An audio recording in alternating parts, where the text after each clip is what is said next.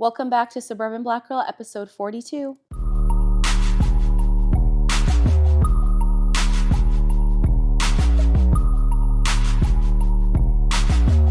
So today's episode, we're going to be talking about she's not stuck up, she's just selective. Ooh. Yes. So we're just going to be talking about some of the mislabels that Black women get when it comes to us being reserved, confident, setting boundaries with other people. You know, when people call us bougie or mean or unapproachable, all those negative stereotypes and labels that society puts on Black women. So this episode, we're just going to be embracing discernment, stillness, and peace without guilt. So with that being said, let's get into it. Have you ever been called stuck up, bougie, or mean just for being quiet or reserved? Obviously. Yes. But I guess a couple of those things for different reasons. Like, I think I've been called bougie just for the things that I like to do or the things that I wear or my preferences on certain things, preferences on what kind of hotel I want to stay at or what kind of food I want to eat. And then I don't think anyone's actually ever called me mean like that, but the assumption has definitely been that people thought initially, first impression or whatever, first assumption, I'll say, is that I was going to be mean or stuck up. I definitely have gotten the bougie label for sure. Mean, never mean, but I think same as you. If people don't know me, they may think that I'm mean just because I'm more quiet at first. But I'm just honestly a reserved individual off of the first meeting, just because I'm the type of person, like, I'm reading the room, I'm reading you, I'm trying to gauge you, get a feel for you more before I start to open up. Because, you know, some people just won't understand you. And I've noticed that about myself. You know, I definitely think there's some negative labels like that others may throw on you just based off of you just simply being quiet. And we talk about that all the time. It's like, why can't a girl just be quiet and you not just assume all these negative things? It's like, I actually love when people are kind of quiet. Not everyone needs to just be talking the whole time. Yeah. Like, please. Yeah. I think some people like to waste words and some people just like to hear themselves talk. No, literally. Granted, you know, there's people that are just naturally outgoing, naturally funny, naturally friendly, whatever. But then I think sometimes there are people that just do too much or have ulterior motives, or they just are trying too hard too soon. And that, to me, can sometimes raise red flags. Right. And honestly, you know, I think especially in the workplace, people always try to make small talk or they try to find ways to have conversation with you. And, you know, some of the stories you hear at work where you're just kind of like, why are you telling me this? You know, and it's some of those things where I remind myself before I tell this story, is someone going to actually be interested in this story, especially if it's a very personal story and you're talking about maybe like your brother, your cousin, or your uncle. Like, no offense, before you tell someone a story, ask them why would they care. And I'm being completely honest, because there's sometimes where I'm looking at someone as though like, why are you telling me this right now? Yeah. It's not funny, it's not entertaining. Why do I care? Yeah. You know? Yeah. But like you said, I think some people just truly take up space talking and just saying words, and it's like, and for what? Yeah. Sometimes people don't know their target audience, or they don't read the room. Because in reality it's like a lot of the things I talk about with the people closest to me or my friends are not things my coworkers are going to be interested or even understand. And it's like, why am I going to share this? Yeah, I don't know. That is definitely a pet peeve of mine, where people just tell me these random stories where I'm like, so speaking of just those negative labels, what's your first memory of someone projecting that onto you at school, work, or socially? Do you know the first time you were ever called bougie? Definitely school. Really? Uh-huh. Like how old? Like elementary. I'm looking back, I'm like, gosh, was I to go to such a toxic school? What's going on? No, definitely, yeah. Like, the labeling definitely started for me in elementary school. Maybe it was the area I was going to school in the suburbs, but definitely all of those like labels. Of course, you know, I had people that liked me, but I definitely got certain labels on me. Interesting. I think maybe the first time I would have heard it was actually probably from family. Not at school. Fair. Because, like, my schools were predominantly white. So they weren't calling me bougie. It was, yeah, getting around other people of color. Yeah, most likely family, probably for the first time. But yeah, I think maybe really in college when I started to be around a little bit more diversity is probably when it started to, yeah, when people started to say that a little bit more. Like some of my black teammates would probably say that, yeah, to me. Yeah, and I feel like it definitely got to me then. Yeah. Because I just feel like I don't see anything wrong with what I'm doing. You know, I'm not actually being a snob or stuck up. I just have different preferences than you. Yeah. No, definitely.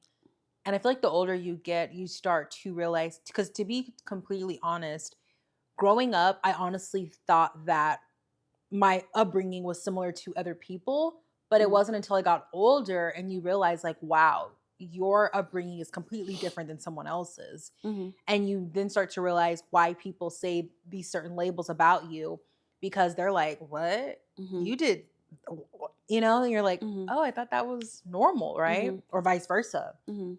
Yeah, I mean, I don't it wasn't a new thing like college for me to maybe understand that I had more fortunate opportunities than others. It just more was like petty stuff, just like if I didn't want to eat somewhere or Mm-hmm. stuff like that, you know? Like I definitely was aware of, I guess, yeah, differences in social class or how Mm-hmm. opportunities I had versus other people, but yeah, like stupid little petty things like how I talked or how I dressed. Yeah. Do you think people expect Black women to be on all the time, warm, entertaining, or charismatic? I don't know if that's the expectation, but I think if we're not, then we automatically get those labels. Mm-hmm. You know what I mean? I don't know if people come up to us expecting us to be warm and friendly, but I think if you're not overly outgoing or enthusiastic, then I think there's an automatic assumption that you're mean or you're not Mm-hmm. friendly or you're intimidating. I don't know if there's an issue with us not being friendly or if there's just an issue with us keeping to ourselves Mm-hmm. and minding our business that bothers people, if that makes sense, you know? Yeah. I know I don't feel as that way, but I know I have friends that when they hang around their non-Black friends, I feel as though they have to perform for those other friend groups. Mm-hmm. And when they're not their bubbly, open, fun, go-getting personality, then the friends are like, "Come on, what's wrong? Like, let's go. Like, what? That's why are you being like this? Like, where's the happy, fun, turn up person?" Mm-hmm. And it's interesting. I have the friend I'm talking about. People like that, I literally watch how their friends treat them to where it's like she always has to perform. And I'm like, you would not have that experience unless you maybe possibly around non-Black friends, because I don't know, sometimes I feel like they have the Black friend to be that turn up friend, the fun friend, the one that's going to make you laugh as though you're this entertainment for them. And I've heard Yeah. that before where as the Black friend in the group, you are the entertainment. Mm. And it's naturally in us, right? We are very entertaining people naturally. I mean, look at us on social media alone. Like we Yeah. run media. Mm-hmm. So, yeah, it's very interesting. I hate that because I think that translates into life, period, where I notice it a lot in sports. Yeah, it's kind of Um, scary. where I mean, maybe this happens to athletes in general, but like you just said, we dominate in sports. Yeah. Also, where I think a lot of Black athletes are dehumanized and they are just looked at as entertainment. Um, Mm-hmm. and I think you see it, especially like with sports betting or just like rabid fans, overly obsessed fans, where it's like if an athlete doesn't perform or they don't cover the spread, they're getting attacked as if they are an object for entertainment, and people do not treat them like human beings. Yeah. And I hate that. And I also, something that is very triggering for me to watch online is how people treat Angel Reese. Oh my I gosh. really, really, really Yeah. like struggle to watch that sometimes because people do not treat her like a human being. At And all. she's somebody who has a, bubbly personality, but is outgoing, outspoken, Mm-hmm. confident in herself and who she is. And, everybody in sports talk trashes. Right. And when a non-black person does it, it's, oh, it's part of the game. But when she did it, it's unsportsmanlike, it's ghetto, it's ratchet. Mm-hmm. And I hate that Yeah. so much. And yeah, again, people say things or attack her online, not forgetting, I guess they don't care that she's human and not just, an object for entertainment. Right. And yeah, so I think you see it in different areas of life, from entertainment to athletics to, yeah, these diverse friend groups Mm-hmm. where, the token black friend is expected to be the entertainment, or at work when you're the token black person or the diversity hire, then, Literally. it's like, oh, we do have diversity, or, I do have a black friend, It's you like, know, and I hate that. That's really unfortunate. yeah. No, it is. No, it is. And you're so right about Angela. Like, it breaks my heart every time. I'm like, it's always something. Like, the way they're on that girl. And I love that time when her teammate was defending her on Mhm. the live press conference, because it's Mhm. like, yeah, it's like y'all completely always try to dehumanize this young girl. Like, she is Mhm. so young. Mhm. And yeah, it is heartbreaking, because I know a lot of us as Black girls, we see a piece of her in us, right? Mhm. It's just we're under such a microscope and under so much scrutiny, whether you do good or bad. Mhm. It's like it's still never good enough. You know Yeah. what I mean? And that's all it shows. It's like you're still not good enough. And it also reminds me of what we were talking about a couple episodes ago about, she's the prime example of one, yeah, two things. I think this was two different episodes, but one, when people are uncomfortable with a black woman who's not struggling, and Mm-hmm. two, with a black woman that is unapologetically herself, attractive, and is successful. Yeah. And, she does both of those things, and it's triggering for people. And yeah, it's sad the way she's attacked, when in reality, it's like, she is a successful black. She's on the cover of freaking Reese's Puff cereal. Come on. She retired her mom, Yes.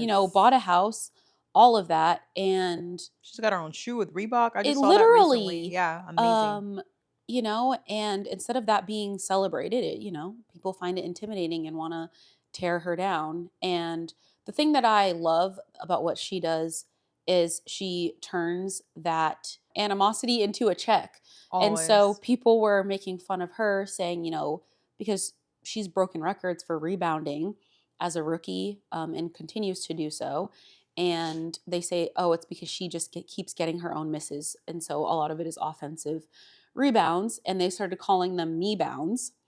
And she went ahead and Mm. trademarked that and made it into merch. And I was like, Period.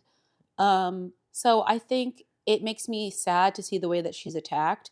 But I also love that she turns that into a check, and Hello. yeah, and doesn't, let it get her down for too long. So Right.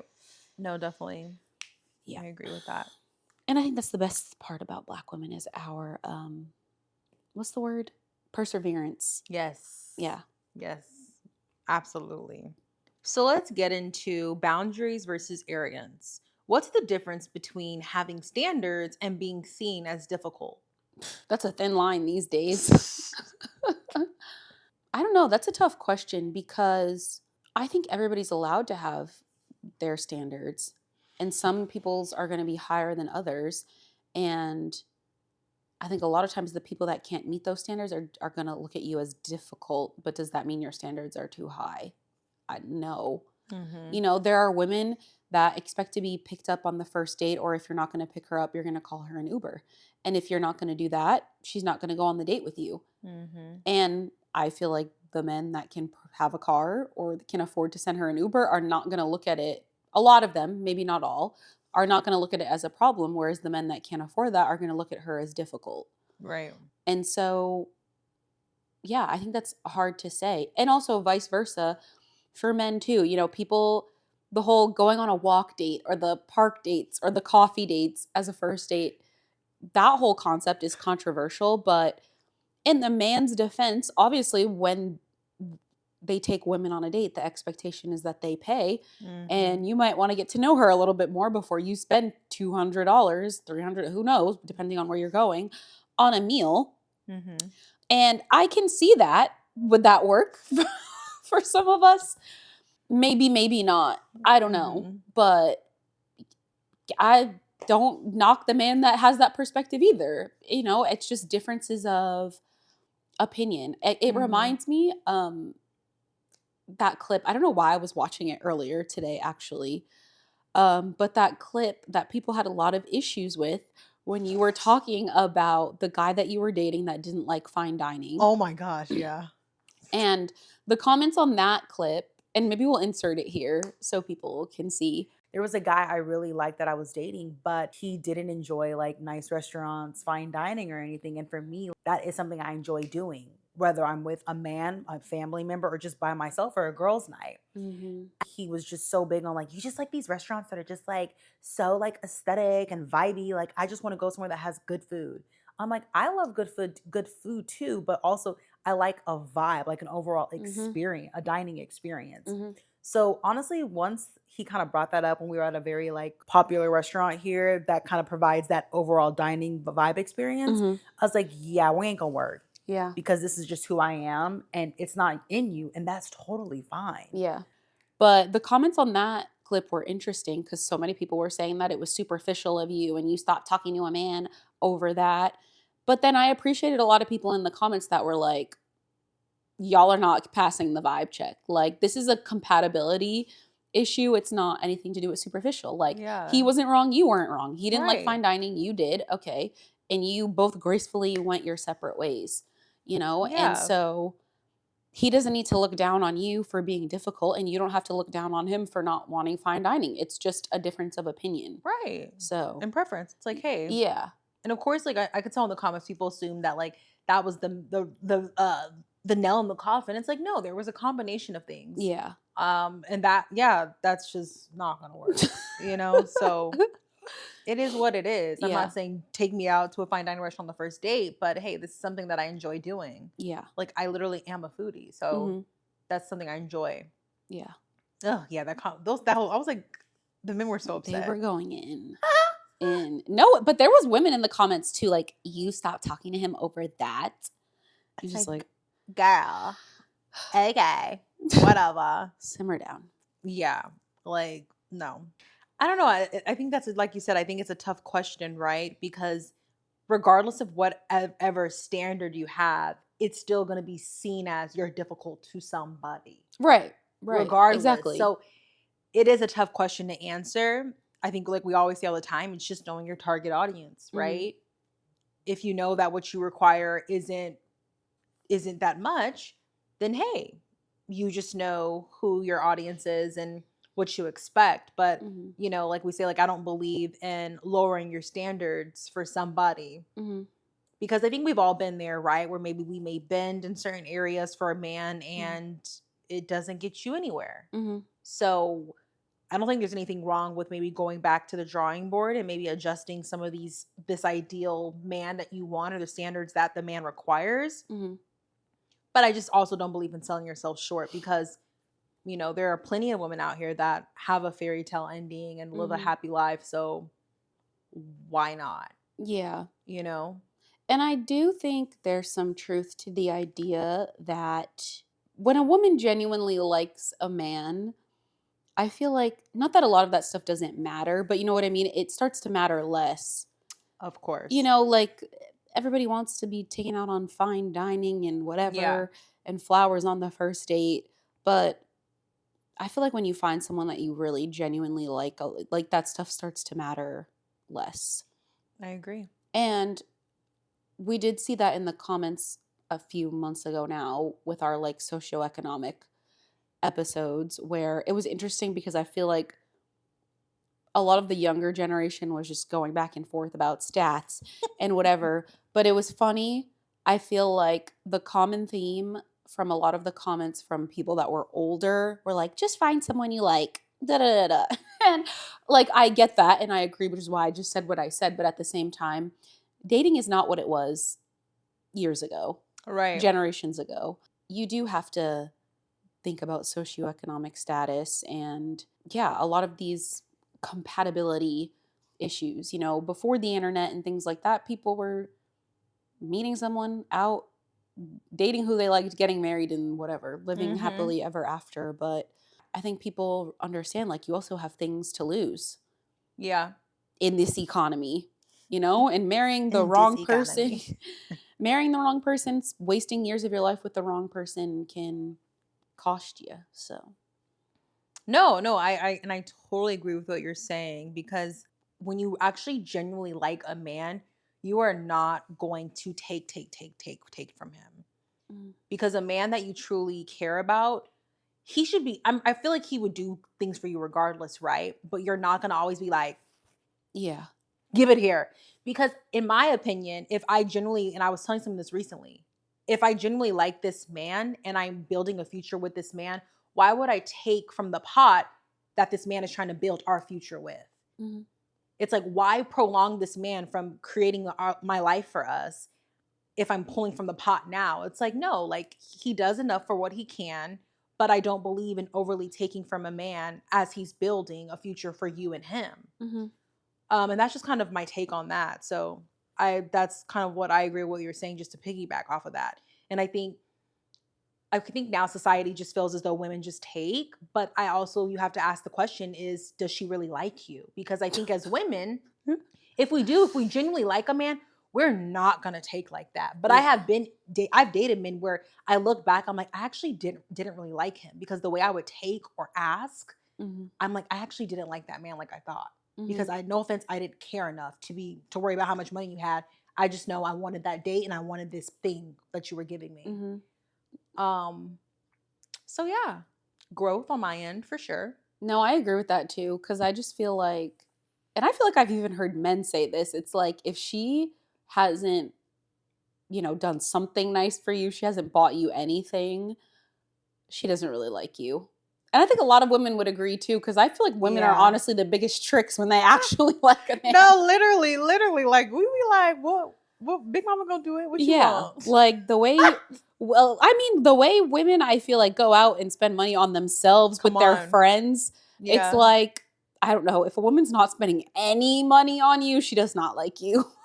'Cause, No, literally. No, because for the right man, we will, and we will without you even asking, right? It's just, Mhm. we're just gonna do that mhm, because we know what you do for us. mhm, But yeah, I think it's dating is it's tough right now, because there are men that make you feel as though, they kind of force it on you, and it's like, well, I'm paying your bills, right? mhm, It's like, you should do that if you want to regardless. Don't do it and expect to hold that over my head. You know mhm. what I mean? I don't know. I just don't like the force of that. Yeah, yeah, It gives me the ick. yeah. But I do think something that's, I think both men and women are guilty of in these times now is literally tradition versus today.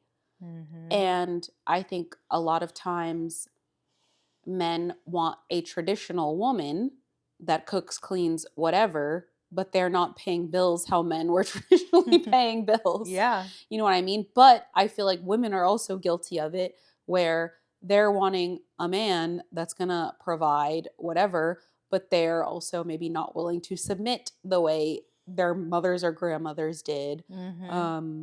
Or child, I don't know, I don't really care to cook. So, you know, and yeah, I feel like I've dealt with that in past dating experiences too, where I feel like a guy has wanted traditional aspects but also non-traditional aspects, and it wasn't Mm-hmm. realistic from the perspective, right, of he was like very driven and ambitious and, you know, wanted me to be the same way, which is not a problem, but I was going to do that anyway. Hello. But at the same time, I feel like without saying, he also wanted somebody who would just sit there and be quiet. And it's like, Yeah. by the end of the situation, I basically said this to him. I was like, you realize the type of person you want that is also ambitious and like at your level when it comes to that and being driven. is going to also have a certain level of like being outspoken and speaking up for herself and disagreeing with you. So it's like, do you want somebody who you can just pay their bills and they'll shut up?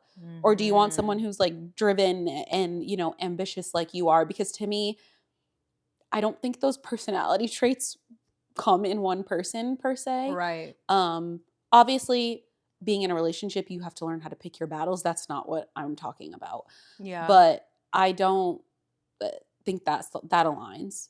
But I feel like he was guilty of that. But I feel like women are guilty of that also. If you want somebody that's going to sit there and pay your bills, child, you're not going to be able to, you know, I don't want to say tell him what to do, but it's like if your bills are paid and you don't have to worry about a thing, but he's gone a lot or out all hours of the night, it's like, it's a give or take. exactly. It's truly a give or take. And you have to make that decision as a woman. Like, what do you genuinely want? Because it's true. I was literally this morning watching a TikTok of this girl, and the way the man was, it was like a live, and they're like a pretty famous like TikTok couple. And the way he was talking to her, and he literally was saying in the clip how he pays all her bills and all that. And she was just sitting there like, because it's like, yeah, like what can you say? You know, like you can tell he's holding her like by the neck, like say something else. You know what I mean? And she's this stay-at-home mom, and he's paying all the bills. And I'm like, and people in the comments like, she looks so unhappy. And it's like, right, because you chose the man that pays all the bills. He has you in this house, and you're this kept woman. But I'm pretty sure you have to ask for a lot of things that women that have their own may not have to. And honestly, I'm at the point now where it's like, I want to be taken care of, but I also need to make my own decisions and do things that I want to do. You know what I mean? And not have to ask for permission or be trapped. Like, you have no other choice. Correct. Like, of course, having your respect and your boundaries in your relationship, but some things I'm not going to ask you. I'm just like, hey, by the way, I'm going to do this, or I'm going to buy that, you know?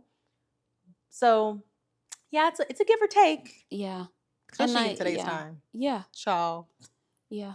And I feel like, I don't know. I think when you're younger, maybe teens, early 20s, and you get on social media and everything's glamorized about, you know, being a housewife and being taken care of. But I feel like the more you get older, you start to value partnership more than anything, you know? Absolutely. Heavy on partnership. Yeah. It's like, where the days that I can't, he will.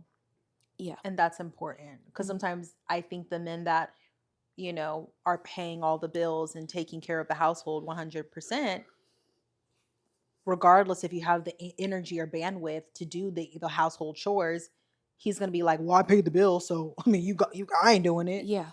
And I don't like that. It's like, if the days I can't, please do it. And vice versa, right? That's just, I don't know. That's just kind of where I'm at with that. Yeah, I agree. All right, let's get back on track. Wait, it's always we kind of swerved off. But it's always so fun talking about like dating and stuff, especially now. I mean, yeah, that wasn't too off track because it wasn't. It's about standards, right? Exactly. But I always feel like we find our way back to that topic. It's just so funny. Has your relationship with saying no evolved over time? Definitely. I would say it probably evolved from not saying no to saying no and over-explaining myself. And now I feel like I'm learning, as you always say, saying no with a period at the end. I feel like I'm trying to get there. Yeah, no, definitely. I definitely think my no has evolved. Yeah. I used to be like, oh, I don't know, I'll let you know. Yeah. Because honestly, sometimes I don't like when people beat around the bush about things. It's like they've already made their mind up. So it's like, don't really leave me hanging. Like, is it a yes or a no? Yeah. And I just had to tell someone that this week. I said, honestly, I don't have time to wait. Yes or no? Sorry. Sorry. I just don't like when people beat around the bush, because you already know your answer. So just say it. Yeah. Right? Yeah. You're not hurting my feelings. You're just kind of prolonging. So I'm definitely, I mean, it takes time though, right? And it's hard, but when you get there, you feel better. You're like, okay. I think I've started to be on, like, a lot of the yes or no for me is, I don't know how I'm going to feel that day. So if you, on the flip side of what you just said, if I'm that other person and I genuinely don't know, then I'm just going to say, okay, if you need an answer today, then it's no. But if I can let you know, it's going to be a game time decision, because sometimes It is like I think especially lately with how busy we are, uh things need to be a game time decision for me because it's greatly going to depend on how I feel that Yeah. day. I feel you, friend. You know? A lot of times it's a I let you know, but yeah, in fairness to people, sometimes it just needs to be a no because I don't know how I'm gonna feel then. Yeah. No, I agree with that. Lately, I've definitely have been more in my nesting era Mm-hmm. because I'm like, it's just actually too much going on and I'm feeling it in my body. Mm-hmm. So I'm definitely spending more time inside Yeah. And I think and working on things, honestly. It's not like I'm just sitting here watching Netflix. no, exactly. And I feel like now, and I was just saying this before we started, is like there's kind of less room for spontaneity and more like I actually have to block out fun time on my calendar. Like, unfortunately, please. you know, um, Oh my gosh. yeah, but I think that's a part of just grinding it out and not Yeah. trying to be miserable, Right. and still trying to have some level of balance. But yeah, unfortunately, sometimes it just like needs to be scheduled so that I know I Yeah. have the time to get certain things done so that I can enjoy myself. Because, yeah, like today, it's like if I want to go to this festival today that I'm supposed to go to later, part of me, I feel like I'm not going to fully enjoy myself because I'm thinking about all the other things that I should be doing. So I feel like that's for me why it's like if I can get stuff done, then I can fully enjoy myself and like live in the moment Yeah. prior. But Yeah, I definitely think I'm in a season now, like same, where it's just there's just truly not enough time and I just wake up, I'm like, I'm just kind of tired, yeah, but I'm pushing through, right? But I'm definitely noticing my body like having more times where I wake up feeling a bit queasy or my body's breaking out or something's going on where I'm like, okay, yep, let's just chill out for a second. hmm, My body's telling me something, you're doing too much. yeah, Um And we have those times, right? And it just made me think of one of my coworkers this week. She's literally 25 years old and she woke up with her face like half paralyzed. that's stress. Yes. I've seen that Literally happen before. stress. And it breaks my heart because I was telling her, I was like, we really don't, we hear about the word stress, but you don't know how it's going to show up in your body. Hmm. You know what I mean? And so, like, just looking at her reminding me of we have got to give ourselves time, right? And find some type of wellness health routine for your body because it's just we're putting a lot more on ourselves and we're living in a different time than when our parents and our grandparents lived in. So it's like there's so much more pressure on us as, Gen Z millennials to succeed and do things. It's like the odds are so against us compared to how they used to be. Yeah, And just everything alone that's going on in just the world, right? So yeah, we just really have to take care of ourselves more than ever because I'm just seeing. I mean, a lot of my friends and just me. I'm like, it's a lot going on. Like everyone is just like tense. yeah. You either start to say no, or like you just said, your body and your health forces you to learn Yeah, how to say no. So, and I feel like I've definitely felt that too. That's why today I was like, I'm just not gonna go. Like I'm saying no to going because I'm feeling overwhelmed. yeah. Um, but yeah, it's hard to figure out how to slow down. It really is. It really is, especially when you have goals and visions that you want to achieve. Hmm. But yeah, definitely, we have to listen to our bodies more.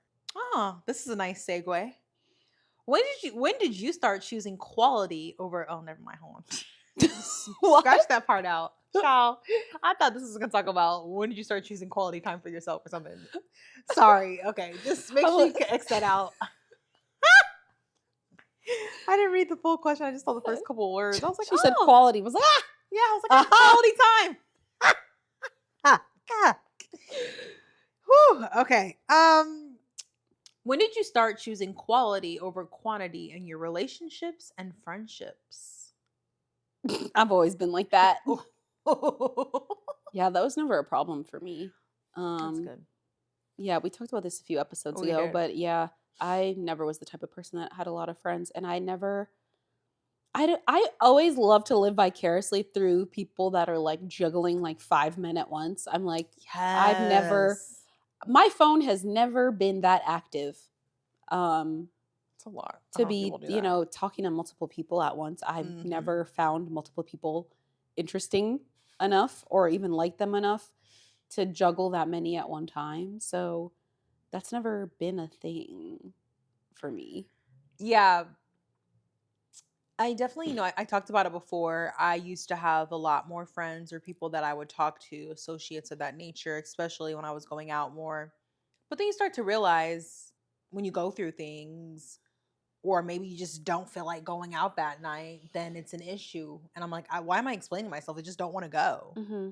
You know what I mean? Mm-hmm. And then you start to weigh out your relationships and friendships, and you start to realize, if you are a good friend, okay, the way I'm pouring into you, I kind of need that in return. And I started to realize I wasn't getting that from every relationship and friendship I had in my life. And Mm-hmm. so that's when I started to shrink, because because I felt as though I'm exerting so much energy and time and I'm not even getting a quarter of it back.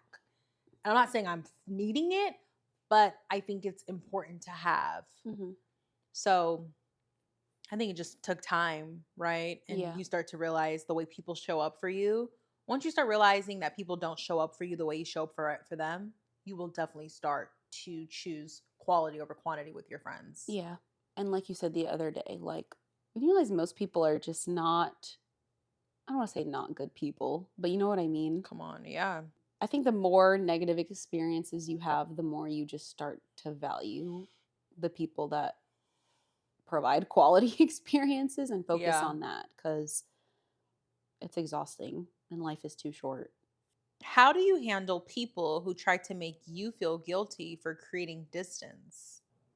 That's interesting because I feel like, I don't know, there's one thing, right? Like your family is your family. So if you have to love them from a distance, that's one thing. But to me, I don't feel like I really have friends that I feel like I need to keep at a distance. We're just not friends, you know? Mm-hmm. And if I feel like I need to keep you at a different distance, why are we friends? I don't know. To me, if I feel like I need to keep somebody at a distance, there's a reason for that. And what is that reason? Because usually for me, when I start to distance myself from people, it's usually a reason why I just end up not being friends with them anymore to begin with. I don't know. Unless I'm looking at Yeah. this question differently. No, I think that's a fair point. But I think for you, like you say, you don't have many friends. And so I feel like the friends Yeah. that you do have, obviously you don't really need distance because those are your close friends. Yeah. Uh, I think of it as, I've had friends in my lifetime where maybe they got to be too dependent on me or too clingy with me. Okay. And so from there, I had to start creating some distance because I felt as though they're kind of getting too attached. Okay. We talked about that before, right? Yes. That's how I kind of interpret that. Because yeah, some people want to hang out and see you and talk to you all the time. It's like, I don't have time like I used to. Okay. Yeah. You know what I I mean? Like could you have see some friends that. that are more dependent on you. Yes. And I think the one time that I like experienced that in a very extreme way, it was that, but then there was other reasons why like that friendship just ended up ending anyways, because it wasn't just a emotionally dependent or wanting to hang out all the time, like too dependent. It was also like the line of I am me and you are you was blurred to the point of like she would copy everything I do. And even still, that to me, that's still maybe a petty reason to end a friendship. It was that, but it was also, there was a lot of hypocrisy with that I didn't like. So, for example, let's say I was dating someone, and obviously in hindsight, I probably had no business dating them, whatever. They weren't great. She would be like brutally honest to the point of like almost judgmental about that type of situation, about like stuff like that, about like, let's say someone I was dating, but then your own dating life is in shambles Yeah. and you're in a glass house throwing stones. Right. It was stuff like that. Or let's say we were out with mutual friends, and everyone's like, oh, Blake, what's up? What's going on with you? Or how's so-and-so that whatever I might be dating? And I like give the update, and she's happy to chime in on my stuff and give her opinion. But then when it's like, oh, so what's going on with you? Then she'd be like, oh, nothing. Meanwhile, I know behind closed doors that your dating life is in shambles. Yeah. So you're happy to comment on what's going on with me. But then when people ask what's going on with you, you don't want to share. It was stuff like that. So it was like a combination of all of that for a while. Like the friendship ended up ending anyways. So yeah, but I could see, if it's still a good friend and you love them, it's just you need healthy distance. That Right. makes sense to me. Yeah. Yeah. Yeah. That's when it kind of turns into like a form of like obsession. Mm-hmm. And that's when it kind of starts to go left, when it gets a little negative in that way. No, yeah, my mom said my mom said after the fact, she was like, yeah, she always gave me single white female vibes. I'm like, oh, why didn't you tell me? What? I'm like, oh, you told me this now after the Right. friendship ended. Yeah, I mean, I'm in crying. hindsight, by the end of the friendship, I started to see it because I didn't realize how much she was copying me or like intertwining her identity into mine. But towards the end of the friendship, I saw her starting to do it to other like people that she was becoming friends with. And then so weird. having like that outside look in, I was like, that's very weird behavior. Yeah. Like she basically found out that like a guy that she used to talk to, whatever, like ended up hooking up with this girl, and she like became friends with the girl and like went on a trip with her one-on-one. And yeah, and so she even said to me kind of like she said that he's nice to her and he's never been nice to me. And I'm like, I said, why are you comparing yourself to her? Yeah. So it turned into like a, what does she have that I don't have? Yeah. And then to start hanging out with her more and more after that, to me, that's where That's crazy. that's a red flag. That's Yeah. very strange behavior. It sounds like a Lifetime movie. No, it's actually like that's kind of scary. Yes. Like, no offense, I think she needs a psych eval. Okay, just a psych eval. Right. So that's why that friendship ended. It was a accumulation of all of that different type of stuff. Yeah. No, that's a lot. That's a lot. I feel like that needs a label. Like that's definitely some type of illness. What do people call it? I see people call it online. Like destiny swapping. I feel like sometimes people refer to it as, like study you to the point of, creepy. That's deep. Mm-hmm. Woo. Yeah, that's actually kind of scary. So to close out this episode, what's something that you're learning to embrace about your personality? I think over time, I've just learned to embrace that I am more quiet. I am more reserved. I can be more shy, and that's okay. I forget what I saw. I was like going through my reposts a few weeks ago on TikTok the other day, because it always just gives me a good laugh. But it was something along the lines of, this guy was joking, and he was like, why is it that people that are like more reserved or introverted are always told to be more outgoing, but extroverted people are never told to shut the fuck up? Because deep down inside, we're like, please shut up. Yeah, like it's like, why are introverted people always pressured to be more outgoing, but extroverted people are not told to kind of like read the room and let people be who they are? Yeah, so there's clearly a reason why I reposted that. I clearly related. But yeah, and it's just like, it's okay, and that's who I am. It's like, the more you get to know me and the more I feel comfortable around you, then you see a sillier, more playful side of me. But I'm okay with the fact that that's not going to be everyone's first impression of me, because that's not what I show people at first, because I don't feel comfortable. Yeah. And learning that that's okay. I think growing up, I definitely felt like there was something wrong with being shy or something wrong with not having a lot of friends. And yeah, now I'm like fully embracing that. Yeah, I definitely think I've fully embraced that there are many different versions of me inside of my one body. Mm-hmm. And I have recently come to terms that that's okay. I show up differently, and I when I'm with my family versus my friends versus when I'm at work, when I'm in my relationship. Like those are all very different versions of Ashlyn, but that's still who I am, and I've really had to be okay with that because maybe someone is not understanding why I'm acting like this and this way, but it's like, well, that's how I act in this type of relationship than I am versus when I'm with my friend or my mom or dad. Mm-hmm. So, and it's okay. Like we're not a one-sided coin all the time. Some of us are just completely different depending on who we're around, and that's literally okay. Like I don't know. Sometimes I'm a wild card, so Mm-hmm. I'm coming to more terms of that. Yeah. And Like I we say, think, multifaceted girl. no, exactly. I was just thinking that the whole time you were talking, just period, multifaceted queen. Hello. But yeah, I also think too, if you're somebody that like feeds off of other people's energy, then I think that's natural, like from the sense where I'm naturally more reserved, quiet to myself. One, being an only child, two, being a Cancer. But I have a shit ton of Gemini friends that are like, loud, outgoing, literal crazy people.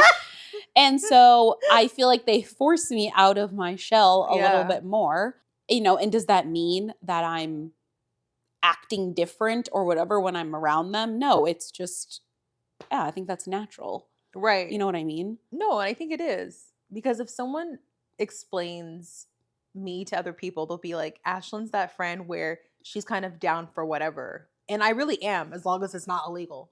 But, and I really am. I'm like, okay, cool. And I feel like there's nothing wrong with that because I notice even in my own friend group, I have very different friends. Mm-hmm. But yeah, like I think it's good when you have those friends that if you're a naturally chill person can bring that other side out of you sometimes or vice versa. Because sometimes those turn up friends, we can get them to chill down a little bit. Mm-hmm. You know what I mean? When they're with you. Mm-hmm. For me, it's like, it's all about what environment am I in? Like, Yeah. honestly, but I cannot be just one version all the time because it's kind of exhausting no matter what. Yeah. So I definitely like my balance sometimes, even though it's kind of like crazy, but No, I agree with that yeah. too. And who said that?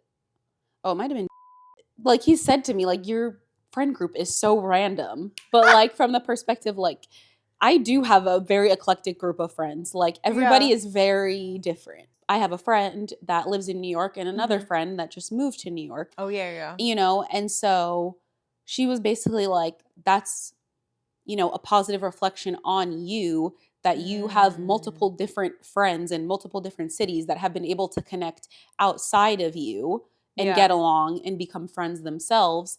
So it's just a reflection that, like, regardless of if everybody's extremely different, they can all get along and mesh well because everybody's good people at the end of the day. Right. So No, yeah. definitely. And I totally agree with that. Mhm. And I think it's fun, right? It keeps the party going because everyone can kind of still coexist and it's totally okay. Mhm. And I love that about friend groups because you already know what friend on the trip is going to be this way and that way. And I think, yeah, makes it all fun. Yeah. And I think that's why a lot of times, like, a lot of people's birthday dinners be in shambles because you really can't mix friend groups. It's hard. Yeah. But I actually feel like before the rodeo, for example, like that is the definition of me mixing friend groups. And like Yeah. it's always still fun, Right. So yeah. No, definitely. I definitely think it says a lot about you and that's important, right? Mm. Because that's the hardest thing is when you're kind of like all like the memes say when you're mixing your high school friends with your college Yeah. friends, right? Yeah.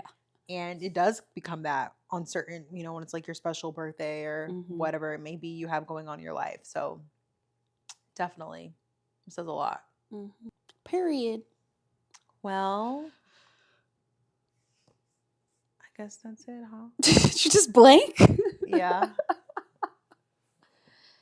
All right, guys. Well, thank you so much for tuning into another episode. Please don't forget to comment, like, subscribe. follow us on all platforms. Follow us on the gram. And DM us any episode ideas or email us. We got an interesting email earlier today. So Yeah. yeah, reach out, stay connected, and we'll see you next time. Bye.